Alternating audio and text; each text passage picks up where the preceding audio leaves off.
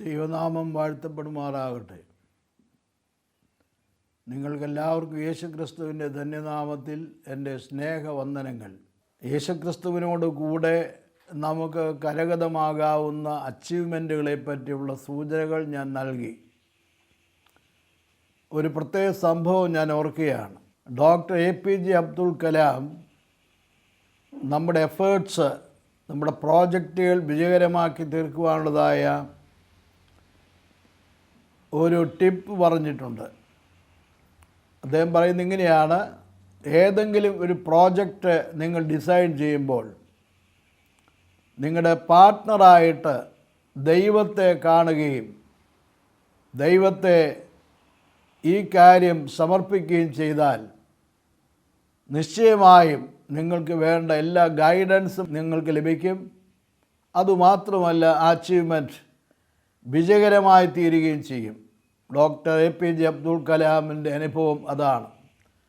അദ്ദേഹത്തിൻ്റെ പരിചയസമ്പത്ത് അങ്ങനെയാണ്, അദ്ദേഹത്തിൻ്റെ അറിവ് അങ്ങനെയാണ്. കലാം സാറ് ഏറ്റവും സമുന്നതമായ സ്ഥാനത്താണ് അദ്ദേഹം വന്ന് നിൽക്കുന്നത്. ഒരു സ്പേസ് മാനായിട്ട് അറിയപ്പെട്ടു. ആകാശ സഞ്ചാരത്തെപ്പറ്റിയുള്ള ശാസ്ത്രീയമായ നേട്ടങ്ങൾ, കണ്ടെത്തലുകൾ എല്ലാം അദ്ദേഹത്തിന് ആർജിക്കുവാൻ കഴിഞ്ഞു. ധാരാളം ആളുകളെ പഠിപ്പിക്കുവാൻ സാധിച്ചു.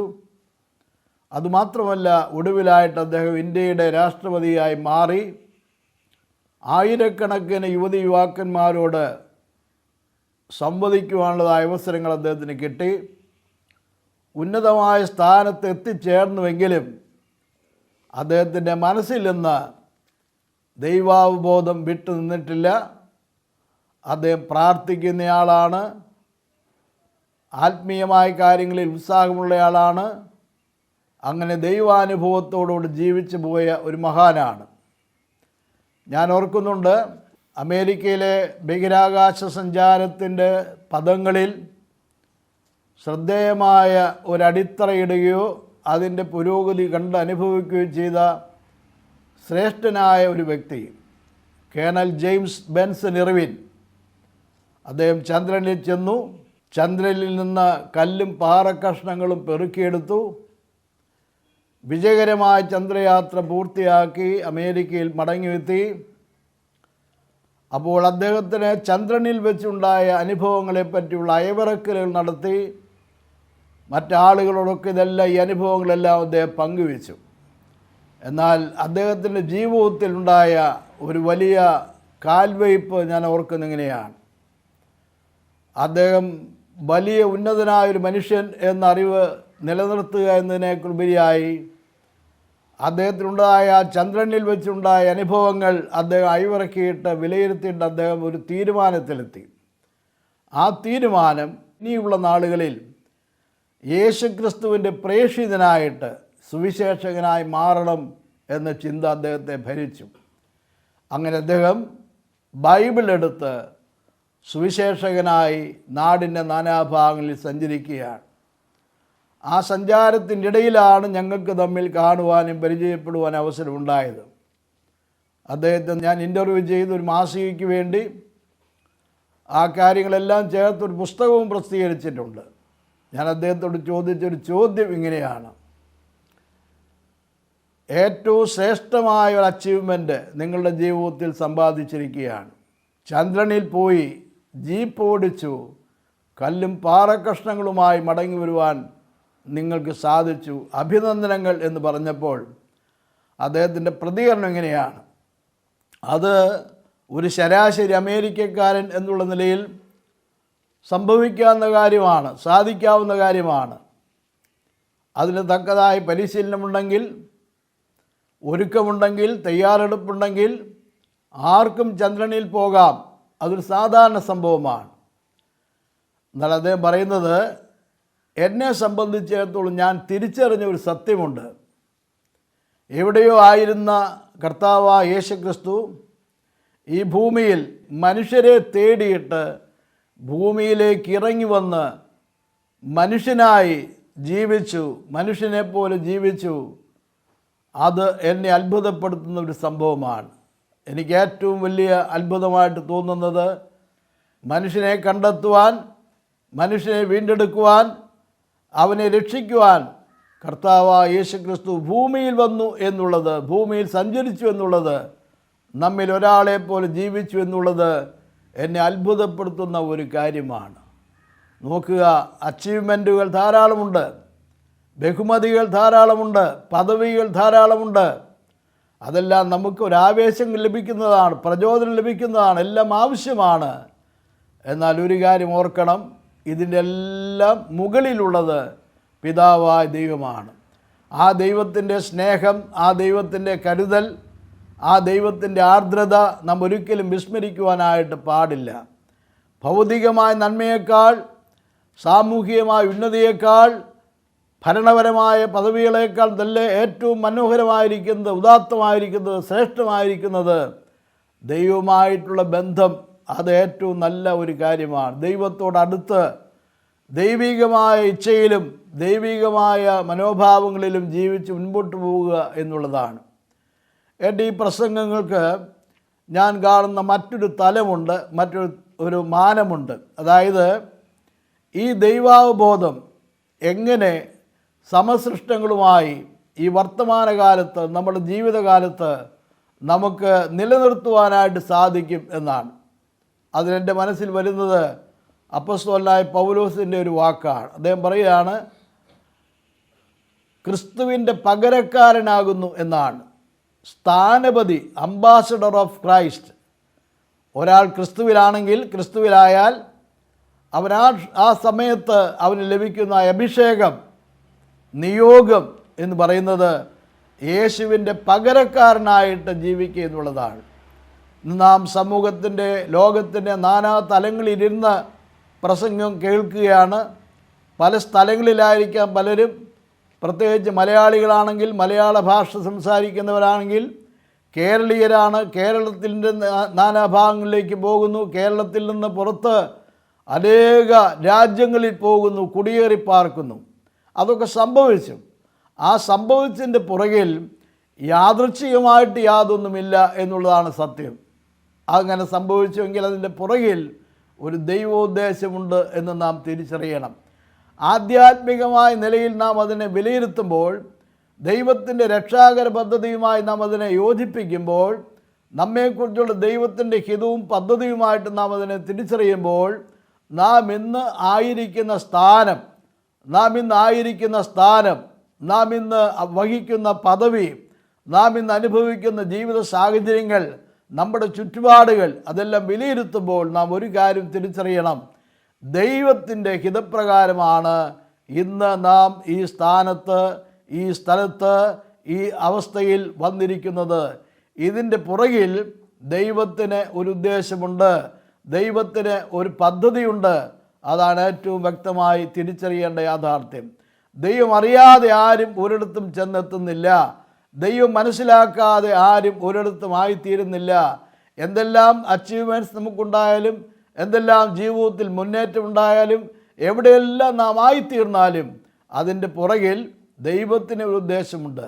നമുക്കൊരു ഉദ്ദേശം കാണും, അത് സ്വാഭാവികമാണ്. സാമ്പത്തികമായ പുരോഗതി ഉണ്ടാകണം, ജീവിത സൗകര്യങ്ങളുണ്ടാകണം, തലമുറകൾക്ക് വേണ്ടി കരുതണം, ഇതെല്ലാം നമ്മുടെ ലക്ഷ്യങ്ങളാകാം. എന്നാൽ അതിലുപരിയായി ദൈവത്തിന് ഒരു ലക്ഷ്യമുണ്ട്. നമ്മെ ആക്കി വെച്ചിരിക്കുന്നത് ദൈവത്തിന് ഒരു ലക്ഷ്യമുണ്ട്. അതോടുകൂടിയാണ്, അതായത് പൗലോസ്ലീഹ പറഞ്ഞതുപോലെ, നാം ക്രിസ്തുവിൻ്റെ സ്ഥാനപതിയായിട്ട് തുടരുക, അംബാസഡറായിട്ട് നാം മാറുക എന്നുള്ളതാണ്. വളരെ ശ്രേഷ്ഠമായൊരു പദവിയാണത്. ലോകത്തിലെല്ലാ പദവിയും നല്ലതാണ്, മേൽത്തരമാണ്, ശ്രേഷ്ഠമാണ്, യാതൊരു സംശയമില്ല. പക്ഷേ ലഭിക്കുന്ന പദവികളിൽ വെച്ച് ഏറ്റവും ശ്രേഷ്ഠമായ പദവി, പൗലോസിൻ്റെ വാക്കിൽ പറഞ്ഞാൽ, ക്രിസ്തുവിൻ്റെ പകരക്കാരനായിട്ട് ജീവിക്കുക എന്നുള്ളതാണ്. അംബാസഡർ ഓഫ് ക്രൈസ്റ്റ്, അത് ഏറ്റവും വലിയ പദവിയാണ്. ഒരിക്കൽ ഡോക്ടർ ബില്ലി ഗ്രഹാമിന് അമേരിക്കൻ പ്രസിഡൻറ്റിൽ നിന്ന് ഒരു നല്ല ഓഫർ ഉണ്ടായി. അതിൻ്റെ ഏറ്റവും പ്രധാനപ്പെട്ട കാരണം ബില്ലി ഗ്രഹാമിന് ലോകത്തിൻ്റെ എല്ലാ ഭാഗങ്ങളിലും ഉള്ള ജനസ്വാധീനതയാണ്. അദ്ദേഹത്തോട് ജനങ്ങൾക്കുള്ള ആദരവും സ്നേഹവും ബഹുമാനവും ആ സ്വാധീനതയാണ്. അതെല്ലാം പരിഗണിച്ചുകൊണ്ട് പ്രസിഡന്റ് അദ്ദേഹത്തോട് പറഞ്ഞു, ഞാൻ നിങ്ങളെ ഏതെങ്കിലും ലോകരാഷ്ട്രങ്ങളിലേക്ക് അമേരിക്കയുടെ തന്നെ ഒരു അംബാസഡറായി വരുവാനായിട്ട് ആഗ്രഹിക്കുന്നു. എന്താ നിങ്ങളുടെ പ്രതികരണം എന്ന് ചോദിച്ചു. അപ്പോൾ അദ്ദേഹം വളരെ സന്തോഷത്തോടെ അല്ലെങ്കിൽ പുഞ്ചിരിയോടുകൂടെ കൊടുത്ത പ്രതികരണം ഇങ്ങനെയാണ്: സോറി, ഞാനിപ്പോൾ തന്നെ ഒരു അംബാസഡറായി നിയമിക്കപ്പെട്ടിരിക്കുന്നു എന്ന് അദ്ദേഹം പറഞ്ഞു. അപ്പം ഞാനറിയാതെ നിങ്ങൾ എങ്ങനെയാണ് അമേരിക്കൻ അംബാസഡറായിരിക്കുന്നത്? അപ്പോൾ കൊടുത്ത വിശദീകരണം ഇങ്ങനെയാണ്: കർത്താവായ യേശു ക്രിസ്തുവിൻ്റെ ഒരു ദാസനാണ് ഞാൻ. യേശു ക്രിസ്തു എന്നെ ലോകരാഷ്ട്രങ്ങളിലേക്ക് യേശു ക്രിസ്തുവിൻ്റെ പകരക്കാരനായി അംബാസഡറായി നിയോഗിച്ച് അയച്ചിരിക്കുകയാണ്. ആ എഗ്രിമെൻറ്റിൽ നിന്ന് ഞാൻ ഒപ്പുവെച്ചു. അങ്ങനെ ഞാനിപ്പോൾ പല സ്ഥലങ്ങളിൽ, പല രാജ്യങ്ങളിൽ ഞാൻ പോയിക്കൊണ്ടിരിക്കുകയാണ്. അതുകൊണ്ട് അമേരിക്കയുടെ പ്രതിനിധിയായിട്ട് ഏതെങ്കിലും ഒരു ലോകരാഷ്ട്രത്തിലേക്ക് മാത്രം ഒതുങ്ങി നിൽക്കുന്ന ഒരു അംബാസഡർ എന്ന സ്ഥാനം വഹിക്കുവാൻ എനിക്ക് നിവൃത്തിയില്ല, ക്ഷമിക്കണം എന്ന് പറഞ്ഞു. ഏത് പദവിക്കും ഏത് അധികാരത്തിന് അതിൻ്റെതായ പരിധിയുണ്ട്. എന്നാൽ കർത്താവായ യേശു ക്രിസ്തുവിൻ്റെ പകരക്കാരനാവുക എന്നുള്ളത് അതിന് തുല്യതയില്ലാത്ത, സാദൃശ്യമില്ലാത്ത, സമാനമായ ഒരവസ്ഥയുമില്ല. അത് വ്യത്യസ്തമായൊരു പദവി തന്നെയാണ്. നിങ്ങളെ അമേരിക്കയിലേക്ക് എത്തിച്ചിട്ടുണ്ടെങ്കിൽ, യൂറോപ്പിലേക്ക് എത്തിച്ചിട്ടുണ്ടെങ്കിൽ, അതേ ലോകത്തിൻ്റെ ഏതെല്ലാം രാജ്യങ്ങളിൽ എത്തിച്ചിട്ടുണ്ടെങ്കിൽ, ഇന്ത്യയുടെ ഏതെല്ലാം ഭാഗത്ത് നിങ്ങളെ ആക്കിയിട്ടുണ്ടെങ്കിൽ, അതിൻ്റെ പുറകിൽ വീണ്ടെടുക്കപ്പെട്ട നിങ്ങളെ സംബന്ധിച്ചിടത്തോളം നിത്യനായ പിതാവാം ദൈവത്തിന് ഒരു ഉദ്ദേശമുണ്ട്, ഒരു ലക്ഷ്യമുണ്ട്, ഒരു പ്ലാനുണ്ട്, ഒരു പദ്ധതിയുണ്ട്. ആ പദ്ധതി പ്രകാരം നിങ്ങൾ അനോയിൻറ്റഡാണ്, നിങ്ങൾ അഭിഷിക്തയാണ്. നിങ്ങളെ ആക്കി വെച്ച സ്ഥാനത്ത്, നിങ്ങളായിരിക്കുന്ന സ്ഥാനത്ത് ക്രിസ്തുവിന് പകരക്കാരനായി ജീവിക്കണം, പകരക്കാരനായി പ്രവർത്തിക്കണം, പകരക്കാരനായി ശുശ്രൂഷിക്കണം. അതിനുവേണ്ടി ദൈവം നിങ്ങളെ നിയമിച്ചിരിക്കുകയാണ്. ഇന്ന് ലോകത്തിൻ്റെ നാനാഭാഗങ്ങളിലേക്ക് നാം ചെന്നു കഴിഞ്ഞാൽ അവിടെ കാണാൻ സാധിക്കുന്ന വളരെ പുതുമയുള്ള, ആവേശം ജനിപ്പിക്കുന്നൊരു വസ്തുത പറയാം.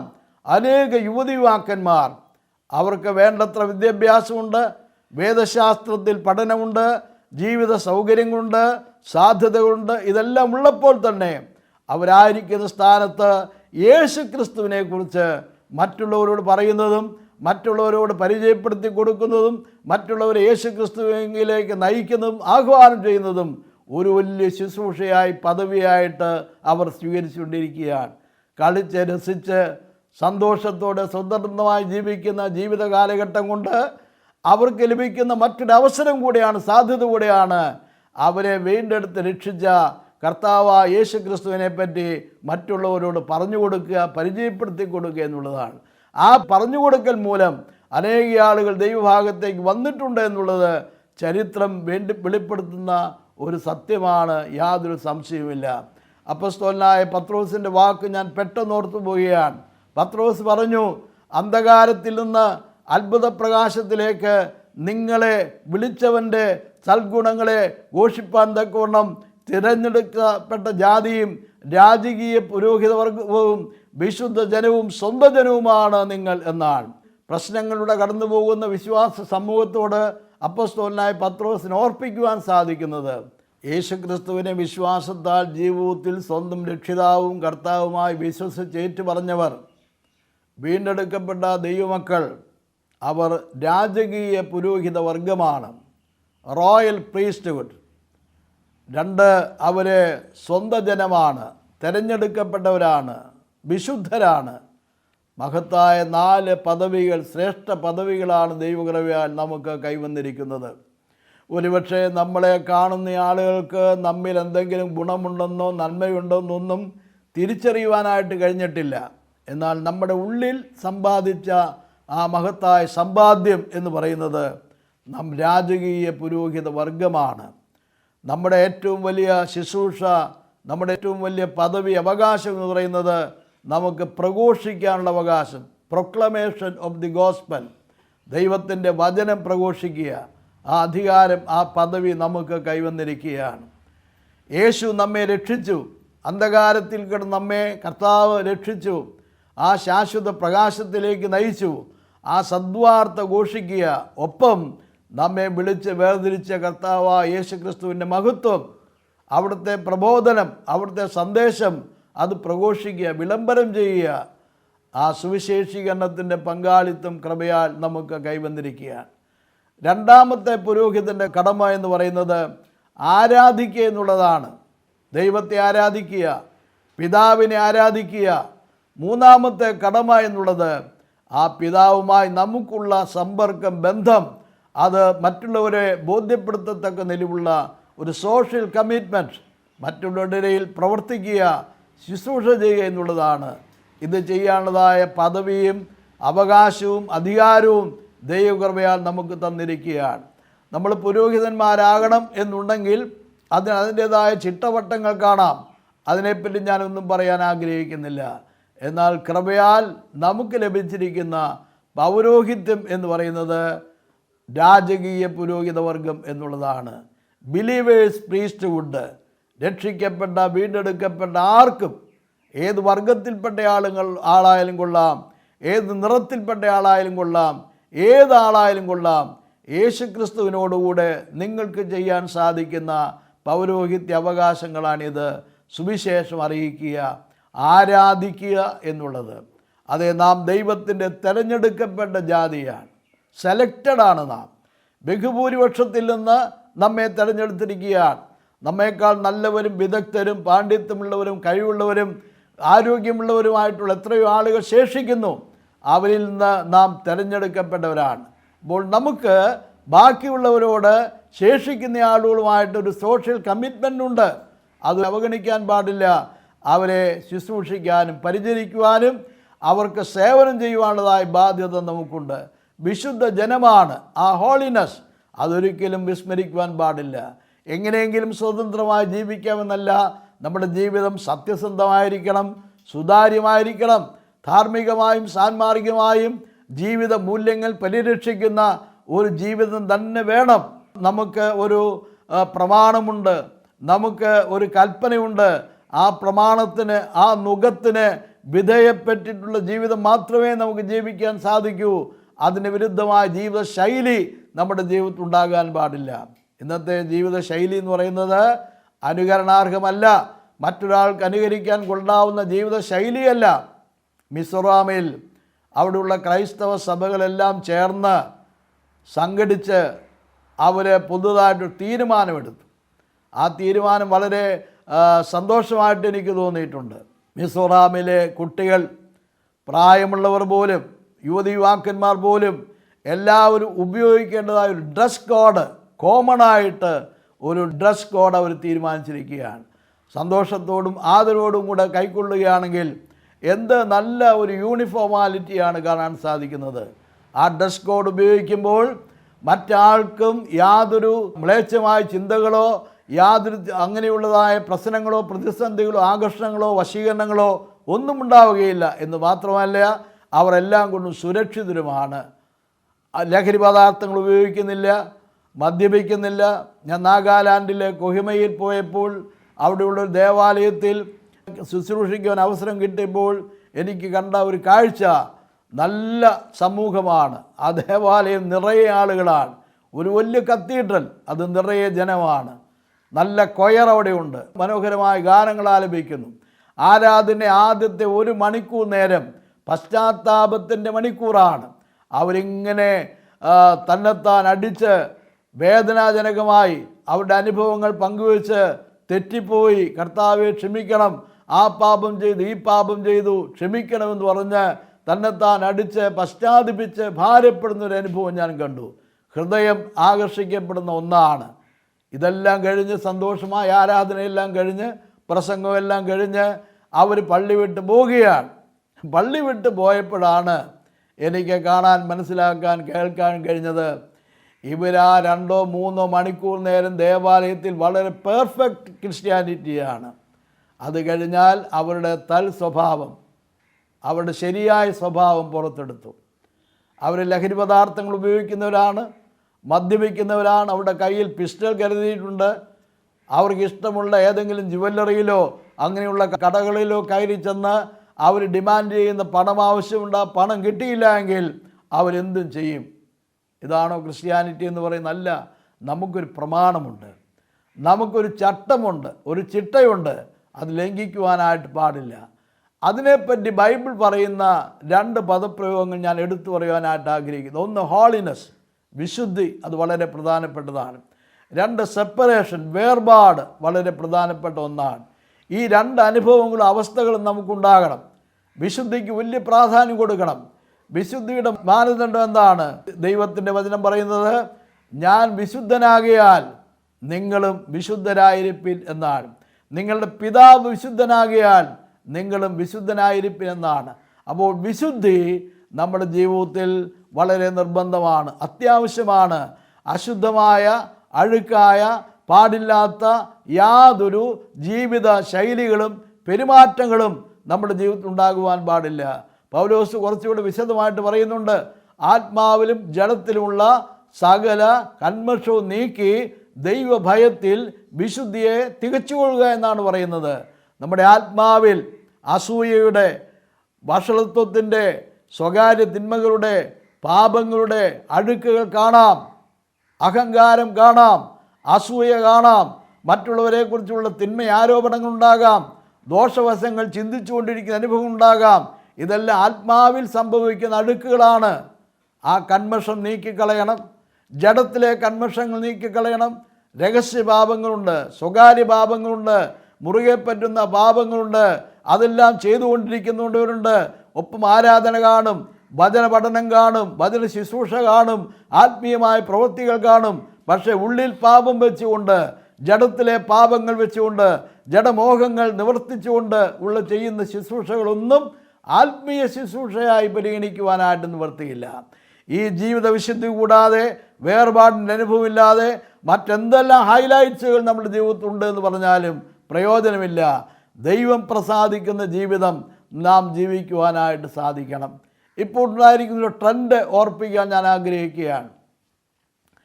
മൂല്യാധിഷ്ഠിതമായ ജീവിതം. അത് അധ്യാപനത്തിൻ്റെ, ജീവിതാനുഭവങ്ങളുടെ ഏറ്റവും പ്രധാനപ്പെട്ട ഒരു ഭാഗമായിട്ട് മാറിയിട്ടുണ്ട്. മൂല്യങ്ങൾ അധിഷ്ഠിതമായിട്ടുള്ള ജീവിതം കരുപ്പിടിപ്പിക്കുക എന്നുള്ളത്. എന്താണ് മൂല്യങ്ങൾ? ജീവിത മൂല്യങ്ങൾ. ഞാൻ മറ്റ് വളച്ചു കെട്ടിയൊന്നും വിശദീകരിക്കുവാനായിട്ട് ആഗ്രഹിക്കുന്നില്ല. ഗലാത്യ ലേഖനം 5-ാം അധ്യായത്തിൽ അപ്പോസ്തലനായ പൗലോസ് 2 പ്രയോഗങ്ങൾ നടത്തുന്നുണ്ട്. ഒന്ന് ജഡത്തിൻ്റെ പ്രവൃത്തി, 2 ആത്മാവിൻ്റെ ഫലം. ആ 2 വാക്കുകൾ നാം പ്രത്യേകം പഠിച്ചിരിക്കണം. ജഡത്തിൻ്റെ പ്രവൃത്തി, ഈ ജഡത്തിൽ നിന്ന് ഉരുവാകുന്ന മുളപൊട്ടുന്നതായ അനാത്മികമായ പ്രവണതകൾ, തിന്മകളാണ്. അതൊന്നും ഞാൻ അക്കമിട്ട് പറയുവാൻ ആഗ്രഹിക്കുന്നു. നിങ്ങൾക്ക് ആ വേദഭാഗം വായിക്കുമ്പോൾ മനസ്സിലാക്കാം. വേണ്ടാത്ത എല്ലാ കാര്യങ്ങളും ഈ ജഡത്തിലുണ്ട്. സകല പാപങ്ങളും മ്ലേച്ഛതകളും ഈ ജഡത്തിലുണ്ട്. അക്രമവാസനയുണ്ട്, ക്രിമിനൽ സ്വഭാവങ്ങളുണ്ട്, മ്ലേച്ഛമായ ജീവിതശൈലിയുണ്ട്, മദ്യപാനം തുടങ്ങിയ കാര്യങ്ങളുണ്ട്, വിഗ്രഹാരാധന തുടങ്ങിയ കാര്യങ്ങളുണ്ട്. എല്ലാം ഈ ജഡത്തിലുണ്ട്. ആ ജഡത്തിലുള്ള ഇൻപുട്ട് ചെയ്തിരിക്കുന്ന കാര്യങ്ങൾ അതാത് അവസരത്തിൽ ഔട്ട്പുട്ടായി പുറത്തു വരും, അത് വെളിപ്പെടും. എന്നാൽ ഇതിനെയെല്ലാം മരവിപ്പിക്കുവാൻ, നിർജ്ജീവമാക്കുവാൻ, നിയന്ത്രിക്കുവാൻ പര്യാപ്തമായ ഒന്നാണ് ജീവിത മൂല്യങ്ങൾ. അതാണ് പൗലോസിൻ്റെ വാക്കിൽ പറഞ്ഞാൽ ആത്മാവിൻ്റെ ഫലം. ആത്മാവിൻ്റെ ഫലം എന്നാണ് അവിടെ അദ്ദേഹം രേഖപ്പെടുത്തിയെങ്കിലും അത് നിങ്ങൾ എണ്ണി നോക്കുമ്പോൾ നിങ്ങൾക്കറിയാം 9 കൂട്ടം കാര്യങ്ങൾ അവിടെ രേഖപ്പെടുത്തിയിട്ടുണ്ട്. 9 കൂട്ടം കാര്യങ്ങൾ. അതിലാദ്യത്തെ 3 സെറ്റ് കാര്യങ്ങൾ ദൈവവുമായി നിങ്ങളും തമ്മിലുള്ളതായ ബന്ധത്തിൽ പുറപ്പെടുവിക്കേണ്ട ആത്മീയമായ മൂല്യങ്ങളാണ്. രണ്ടാമത്തെ കാര്യങ്ങൾ നിങ്ങളും സഹവിശ്വാസികളും തമ്മിൽ പ്രകടിപ്പിക്കേണ്ടതായ ആത്മീയ മൂല്യങ്ങളാണ്. മൂന്നാമത്തെ കാര്യങ്ങൾ നിങ്ങൾ നിങ്ങളോട് തന്നെ വിധേയപ്പെട്ട് കടമപ്പെട്ട് അനുഷ്ഠിക്കേണ്ടതായ ജീവിത മൂല്യങ്ങളാണ്. ആ മൂല്യങ്ങളോടുകൂടെ, മൂല്യങ്ങൾ സംരക്ഷിച്ചുകൊണ്ട് മൂല്യാധിഷ്ഠിതമായ ഒരു ക്രിസ്തീയ ജീവിതം നയിക്കുവാനായിട്ട് സാധിക്കുമ്പോൾ ഏറ്റവും ശ്രേഷ്ഠമായ ഒരു ജീവിതം നിങ്ങൾക്ക് കാഴ്ചവെക്കുവാൻ സാധിക്കും. ആകർഷകമായ ജീവിതം കാഴ്ചവെക്കുവാനായിട്ട് സാധിക്കും. ഉത്തമമായ ജീവിതം കാഴ്ചവെക്കുവാനായിട്ട് സാധിക്കും. ദൈവത്തിൻ്റെ വചനം നമ്മെക്കുറിച്ച് ആഗ്രഹിക്കുന്നത്, മോട്ടിവേറ്റ് ചെയ്യുന്നത്, മോൾഡ് ചെയ്യുന്നത് ശ്രേഷ്ഠമായ ജീവിതത്തിലേക്ക് നമ്മെ നയിക്കണം എന്നുള്ള അർത്ഥത്തിലാണ്. സാധാരണ ജീവിതം ജീവിച്ചു പോയാൽ പോരാ, എങ്ങനെയെങ്കിലും ജീവിച്ച് തീർത്താൽ പോരാ. ജീവിക്കുന്നതിലേ അപ്പോൾ ശ്രേഷ്ഠമായ ജീവിതം തന്നെ ജീവിക്കണം. ജീവിക്കുമ്പോൾ ഉത്തമമായ ജീവിതം തന്നെ ജീവിക്കണം. നിങ്ങൾക്ക് പ്രയോജനകരമാകണം, ദൈവത്തിന് പ്രസാദകരമായി തീരണം, സമൂഹത്തിന് നന്മയായി ഭവിക്കണം. ആ നിലയിൽ ശ്രേഷ്ഠമായൊരു ജീവിതം ജീവിക്കണം. അത് ദൈവം നമ്മെക്കുറിച്ച് ആഗ്രഹിക്കുകയാണ്. മൂല്യാധിഷ്ഠിതമായ ജീവിതം എന്ന് പറയുന്നത് എല്ലാ സമൂഹത്തിൽപ്പെട്ട, എല്ലാ വിഭാഗത്തിൽപ്പെട്ട എല്ലാ ആളുകൾക്കും ബാധ്യതയുള്ള കാര്യമാണ്. നമുക്ക് ആ ഒരു ചാനലാണ് ദൈവകൃപയാൽ തുറന്നു കിട്ടിയിട്ടുള്ളത്. നമ്മെ ആ വഴിയിലേക്കാണ് ദൈവം നയിച്ചിട്ടുള്ളത്. അവിടുന്ന് തുറന്നുവന്ന ഈ ശ്രേഷ്ഠമായ വഴിയുടെ പ്രാധാന്യം പരിഗണിച്ചുകൊണ്ട്, മനസ്സിലാക്കിക്കൊണ്ട്, അതിനോട് നീതി പുലർത്തിക്കൊണ്ട് ആ നന്മയുടെ പാതയിൽ തന്നെ മുമ്പോട്ട് പോകാൻ നമ്മളെ കൊണ്ട് സാധിക്കണം. ആ ഒരു ജീവിത ശൈലി അവലംബിക്കണം. വീഴ്ച വരുത്തിയിട്ടുണ്ടെങ്കിൽ, പാകക്കേടുകൾ സംഭവിച്ചിട്ടുണ്ടെങ്കിൽ ക്രമീകരണങ്ങൾ സംഭവിക്കണം. സംതൃപ്തിയോടുകൂടെ, സന്തോഷത്തോടെ ജയജീവിതം നയിക്കണം. ദൈവം അതിന് നമ്മെ ഓരോരുത്തരെയും സഹായിക്കട്ടെ.